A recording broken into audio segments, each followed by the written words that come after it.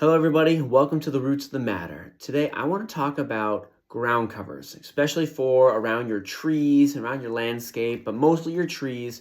There's a couple different options, and I want to go over the pros and cons of these options. So for example, I have a nice planted new tree of whatever it is, and I want to put something around to protect it. That's a good idea. I would highly recommend that because the weed eaters love eating trees. They will always end up hitting the tree, the lawnmower will hit the tree, and then your new tree will suffer and have issues. So there's a couple of different things we can do. We can have rock around our tree. Rock is a nice common one because a lot of people like it. It lasts forever. You only do it once. You don't have to add more or anything. It just stays there forever. You can do a whole bunch of different colors of rock, all kinds of stuff. Rock is great because it lasts a long time. It costs a lot more up front, but over the long term, you're not putting new mulch down every year kind of thing. So it can be very beneficial. So you see that a lot in commercial sites and things, churches, stuff like that. They like that a lot.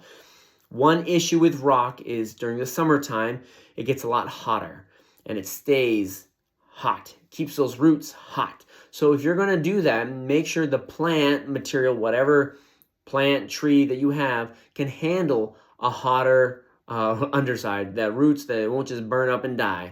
Okay, make sure that happens. One thing that people usually will use with rock is a weed mat underneath. And weed mat has its pros and cons when you're talking about ground covers and things. A weed mat, there's a whole bunch of different kinds. There's plastic, there's cloth, there's all kinds of different kind of weed mat you can put in. The problem with almost all of them is they last about 3 years. And when I say that, it's not that they go bad underneath. It's that stuff will get on top of the weed mat. New soil, more debris, whatever it is, will get in between the rocks and in the area. And then stuff will start growing up from there. And so every few years you have to rip it out, get rid of it, spray it, do something to maintain and manage that. So weed mat has as good and bad with what it is. The most common one that we use for a ground cover is mulch. Obviously, there's brown, red, black, all different colors of mulch and stuff. You can get a lot of it. It's not too bad price-wise. Some quality mulch will vary. You get debris and other trash in it. I buy some bags of mulch for my trees, and I get debris in there. I'm like, what is this? I have to throw that out. But the nice thing about mulch is that it breaks down. It has a half-life of 1 year. So in other words, if I put 3 inches of mulch, in 1 year, I should only have 1.5 inches left of mulch. So in other words, the microbial activity of things are breaking things down, giving some nutrients, some things back, not a lot, but some back to the tree or plant or whatever it is. So it has a half-life of 1 year, so however much you put down, expect half of it to be gone. Mulch is constant every spring. Basically, you put down new mulch, so that way you have color throughout the summer and fall and that kind of stuff. You could add more throughout the year if you wanted to. Both rocks and mulch get kicked around a lot.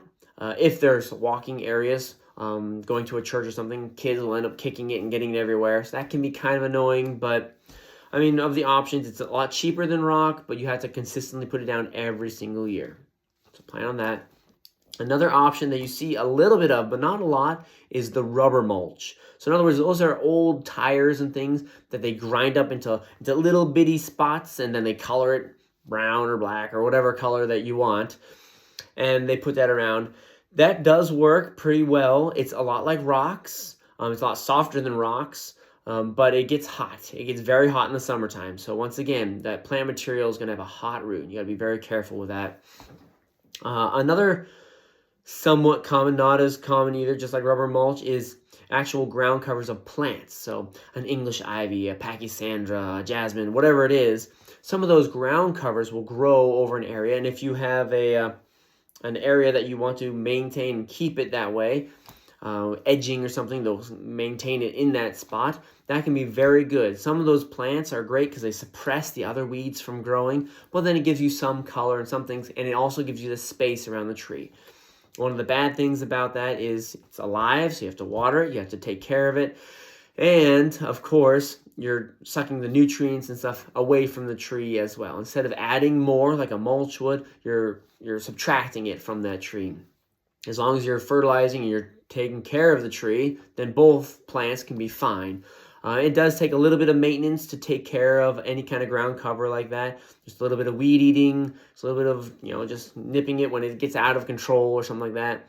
And of course, if there was going to be a freeze or something that could hurt whatever you plant, you got to take care of those things. But those are 4 common ground covers they put around trees and in beds. And then weed mat is also used with all of those. You can use weed mat with mulch, with the rubber stuff, anything.